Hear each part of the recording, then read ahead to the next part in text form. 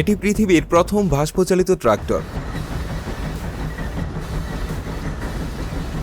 দানবীয় ট্রাক্টরটি অধিক শক্তির ক্ষমতার মালিক। একই সঙ্গে 60টি লাঙল টেনে বিশ্ব রেকর্ড করেছে। 1969 সালে নিকোলাস নামে একজন প্রকৌশলী এই ট্রাক্টরটি তৈরি করেন। তার ডাকনাম ছিল কুগনোট। বাষ্পচালিত ট্রাক্টরটি প্রথম যুদ্ধে ব্যবহার করা হতো এবং কামান তোলার কাজে ব্যবহার করা হয়েছিল। পরে ট্রাক্টরটিকে কৃষি কাজে ব্যবহার করা হয়।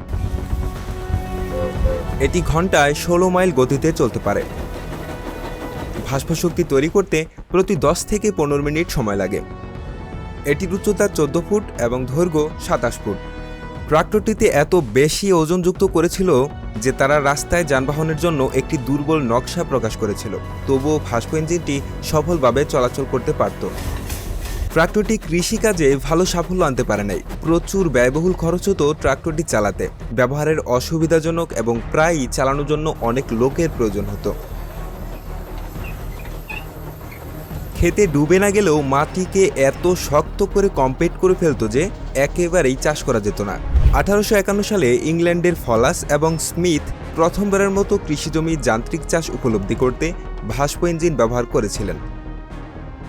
কেউ কেউ এটিকে কৃষি যান্ত্রিকীকরণের সূচনা বলে মনে করেন। তবে তাদের সেই সময় পদ্ধতিটি ছিল মাঠের মাথায় বাষ্প ইঞ্জিন স্থাপন করা এবং দূর থেকে খেতে লাঙল চাষ করা। লাঙলগুলিতে টানতে তারের দড়ি ব্যবহার করা হয়।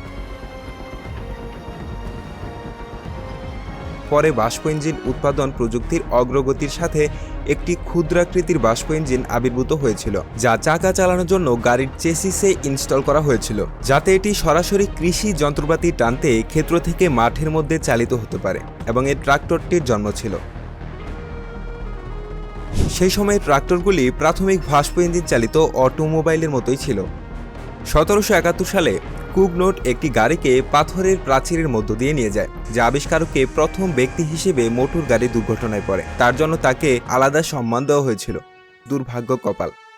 এটি তার দুর্ভাগ্যের শুরু মাত্র। দুর্ঘটনায় কুগনোটের একজন সহকর্মী মারা যায় এবং আস্তে আস্তে কুগনোটের অর্থ ফুরিয়ে আসে। বাষ্পচালিত যানবাহনের প্রাথমিক ইতিহাসের সময় ইঞ্জিনটি রাস্তা এবং রেলপথ উভয় যানবাহন করার জন্য তৈরি করা হয়েছিল। কুগনোটের পরে অন্যান্য অনেক উদ্ভাবক বাষ্পচালিত রাস্তার যানবাহন ডিজাইন করেছিলেন। এর মধ্যে সহকর্মী ফরাসি অনেসিফোর পেকুয়ার অন্তর্ভুক্ত, যিনি প্রথম ডিফারেন্সিয়াল গিয়ারও আবিষ্কার করেছিলেন। এখানে যারা অটোমোবাইলের চলমান বিবর্তনে অবদান রেখেছেন।